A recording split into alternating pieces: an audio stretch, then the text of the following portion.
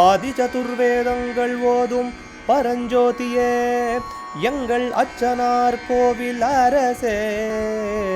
நம்புவோர்க்கு உபகாரி என்பதில் இவரன்றியில் நாட்டில் ஓர் தெய்வம் யார்கான். ஆதி சதுர்வேதங்கள் ஓதும் பரஞ்சோதியே எங்கள் அச்சனார் கோவில் அரசே. சுவாமியே சரணமையப்பா. அச்சங்கோவில் அரசே சரணமையப்பா.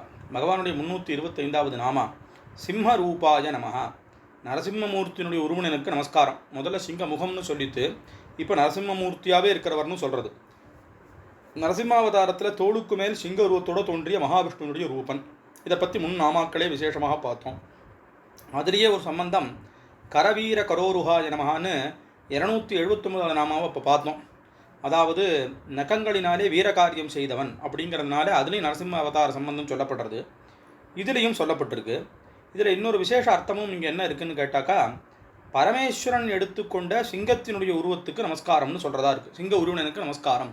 பரமேஸ்வரன் அப்படிங்க சிங்க உருவம் எடுத்துகிட்டு இருக்காரான்னு கேட்டால் சரபராக வந்திருக்கார். சரபருங்கிறது ஒரு பக்ஷியினுடைய விசேஷமாக சொல்கிற வழக்கம் அது.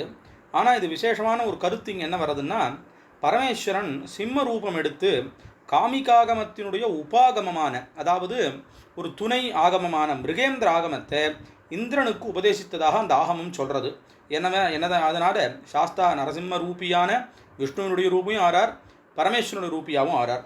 இதில் இன்னொன்று சிம்மராசியினுடைய உருவனுக்கு நமஸ்காரம்னு போன நாமாவும் அது சொல்லப்பட்டதாக இருந்தது. இதுலேயும் இருக்குது. சிங்கத்தினுடைய உருவனுக்கு நமஸ்காரம். சராச்சரமயமாக காட்டில் உடவும் சிங்கத்தினுடைய ரூபமாகவும் இருக்கிறவர் அப்படின்னு இங்கே அர்த்தமாகறதாக இருக்குது. அச்சங்கோவில் அரசே சரணமையப்பா. அச்சனார் கோவில் அரசே. சுவாமியே சரணமையப்பா.